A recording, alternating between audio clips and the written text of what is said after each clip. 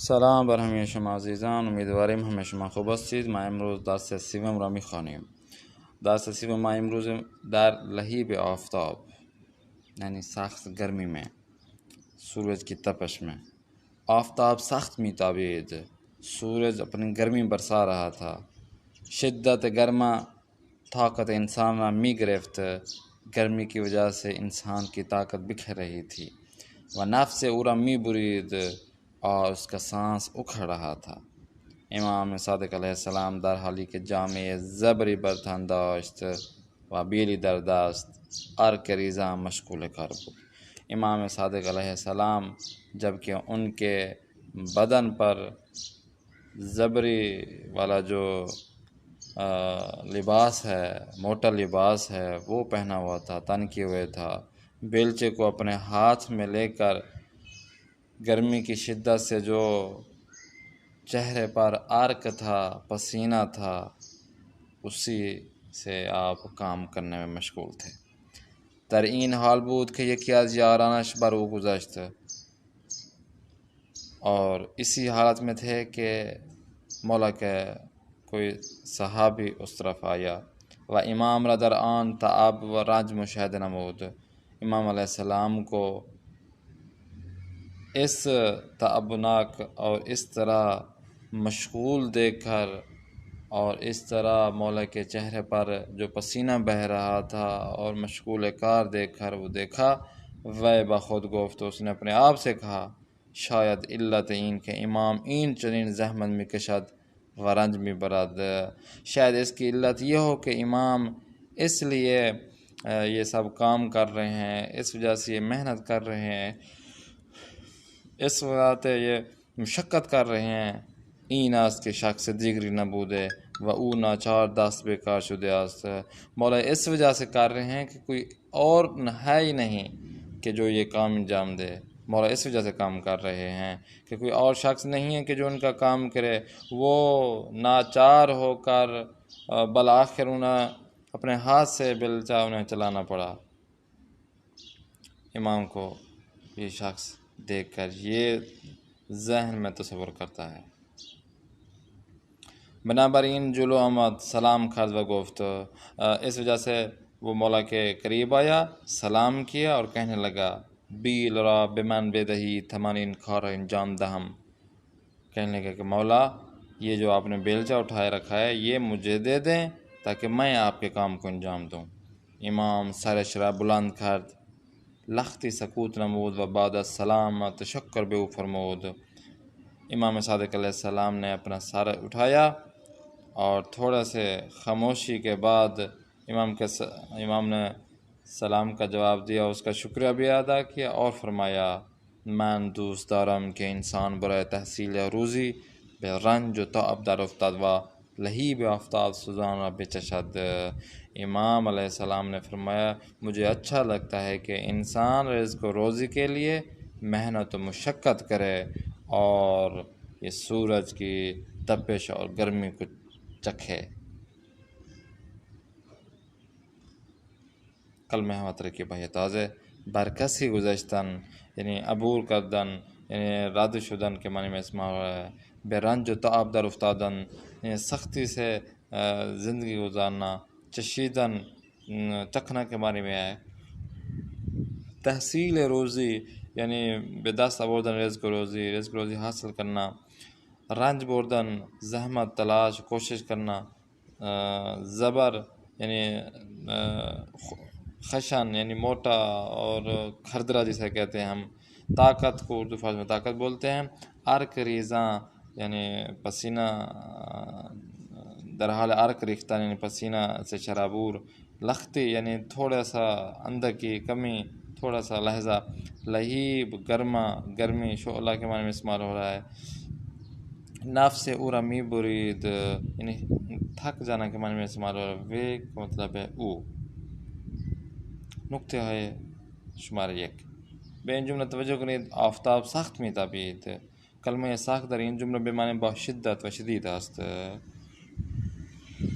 یہ جو ہم نے جملہ پڑھا ہے، آفتاب سخت میتابید، کہ جو سورج اپنی گرمی تو اس کی تپش زیادہ تھی تو سخت کا مطلب یعنی شدت کے ساتھ، بہت زیادہ.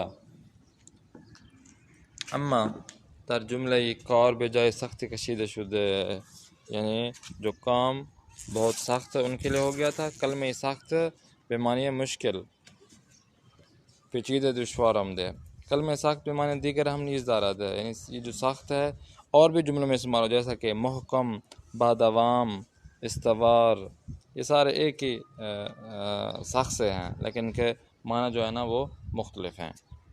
دوسرا نقطہ دیکھیں، چشیدن در واقع به معنی زبان زدن به چیزی یا خوردن کمی از آن برای فهمیدن مزه است.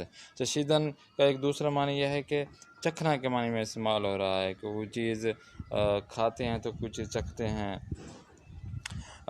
اور مزے کردن، مزے کردن یعنی ایک قسم کا مزے ہوتا جو ہم چکھتے ہیں.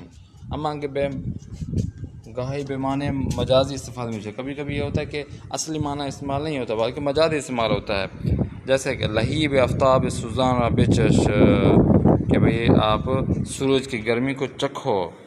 اس جملے میں چشیدن بے معنی احساس کرنے کے معنی میں استعمال ہو رہا ہے، درک کرو، سمجھو. اب معنی مجازی کیا ہے؟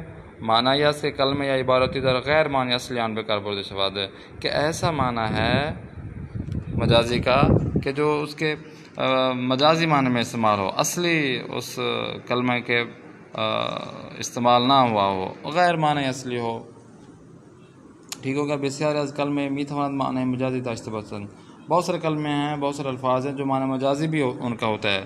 مثلا کلمہ ماہ کے به کره ماه اطلاق می شود، در معنی مجازی به انسان یا چیزی که بسیار زیبا قشنگ است گفته می شود. مثلا کبھی کبھی ہوتا ہے یہ جو ماہ ہوتا ہے وہ معنی مجازی میں استعمال ہوتا ہے، جس کا معنی ہوتا ہے خوبصورت، جیسا کہ صورت حضرت یوسف علیہ السلام ہمانند ماہ زیبا سے، کہ حضرت یوسف علیہ السلام کا جو چہرہ ہے وہ ایسا ہے جیسے ماہ ہے، یعنی چاند جیسا ہے.